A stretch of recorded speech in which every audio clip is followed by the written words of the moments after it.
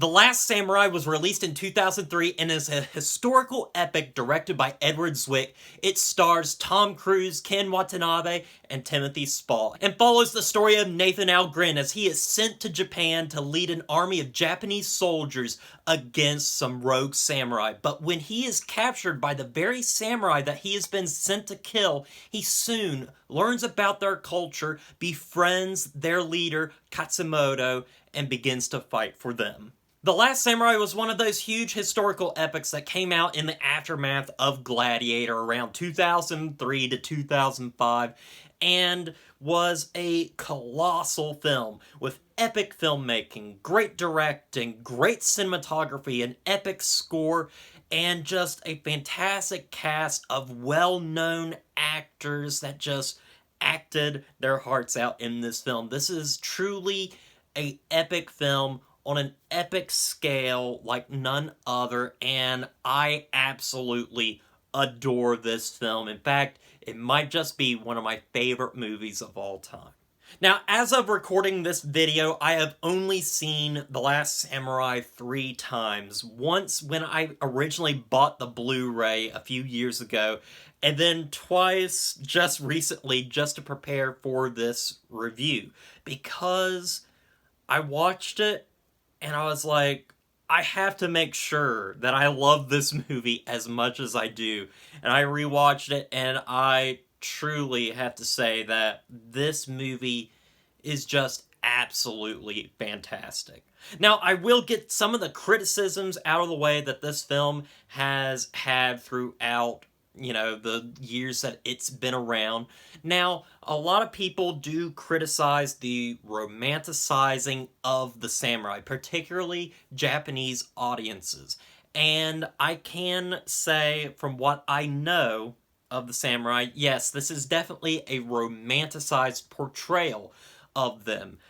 Samurai were not particularly always the best of people, but as the story stands, and the story that Edward Zwick and the other writers wanted to tell, I think this movie does a phenomenal job.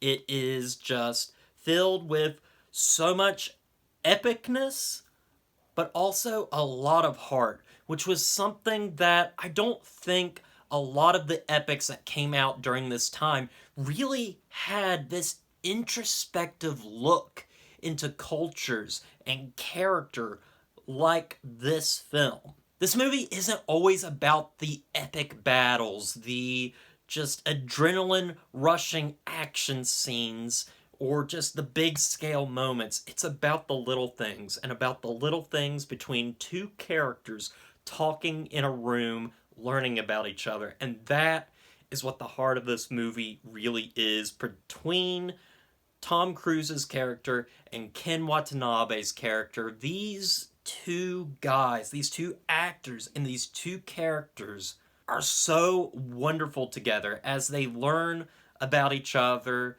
about different ways of life, and they learn to really become genuinely great friends. And that's something extremely powerful that this movie is able to accomplish, is the characters, and you really get to care about these characters throughout the entire thing.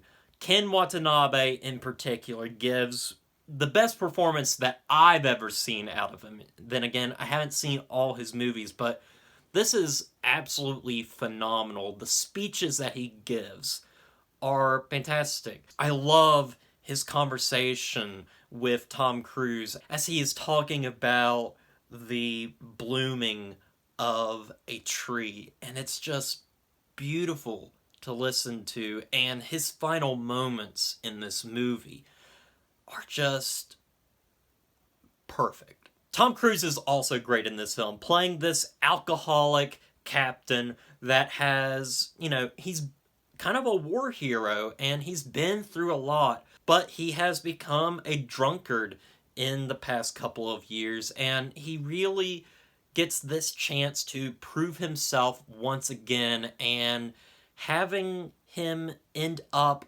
with these samurai, and in particularly Katsumoto, really sends him on a completely different journey to really figure out who he is and where he belongs, and it's just wonderfully done in this film. I absolutely loved it.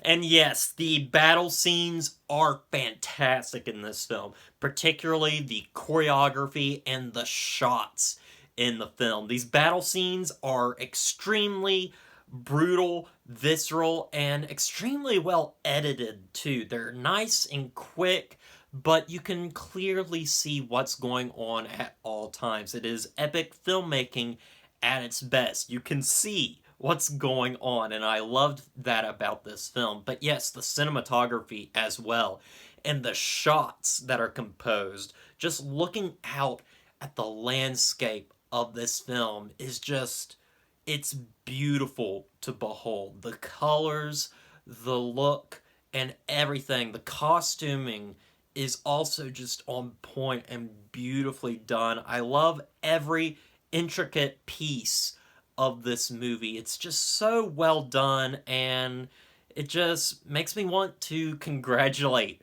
the people that worked on this movie because it just looks so good, so crisp, and just really authentic. The soundtrack for this movie is also really good, done by Hans Zimmer, back in the early days of Hans Zimmer, and it's beautifully done. It's very subtle at times, which leads, I think, a little bit to the beauty of it. It's not super bombastic or anything, it's just a simple score that really gets you emotionally invested in what's going on. Some of the best moments in this film are brought to us through the music, and I thought that was absolutely fantastic. Guys, I absolutely love this film. I love the characters, and I love how they learn about each other through this film. I love learning about these samurai and the way they live, and I also love the power struggle that is going on in Japan during this movie as we see the new trying to take over the old. And that's a thing that is really prevalent throughout this film is industrialization, militarization, and all these different things are coming to Japan and completely changing it into more of a Western culture. And I think that's something that Edward Zwick really talks about a lot throughout what's going on in this film. Now, in terms of negatives with this film, I don't really have any, but there are a few nitpicks that I have that are so small that they do not take away from my enjoyment of this film. In particular, I will say that Tom Cruise's character, Nathan Algren, is not maybe the most interesting character, but Tom Cruise just does such a good job portraying him, and his charisma is present on screen that it really works for me, and it's not too big of a problem for me. Also, there is a relationship that blossoms throughout the movie that I just didn't buy very much. I do love how subtle it is, though, as Nathan Algren is kind of having this sort of small relationship with a samurai's wife. He killed this samurai earlier on in the film, and so they've got this little connection right there. But they do grow throughout the film to kind of have feelings for each other, and it ultimately just ends in a little kiss. And it works, but I didn't feel anything from that, and I mean, it could have been something that just didn't need to be in the film. But nonetheless, it didn't bother me at all. It's such a small part of the film, and everything else in the film is just amazing. And when you get to that third act, when the battle scenes are going on and Katsumoto dies, and you see just how the Japanese fought of this man and how they honored him. It's beautifully done. I really love this film. This is definitely a film I would recommend to anybody that is interested in the historical epics that came out during the early 2000s, or just wanting to see an epic that is done on such a grand scale but has a really human quality to it. I would definitely recommend. So anyway, guys, with all that said, I'm gonna give The Last Samurai a 9 out of 10. Well, guys, I want to thank you for watching this. I hope you enjoyed this. I wanted to continue on with doing the historical epics that came out during the 2000s, just because I had a lot of fun watching Gladiator and doing that review on here, so I might as well just continue on. So look forward to more of these epic reviews coming soon, and as always, don't forget to like, comment, and subscribe to the channel, and I'll see you guys in the next review.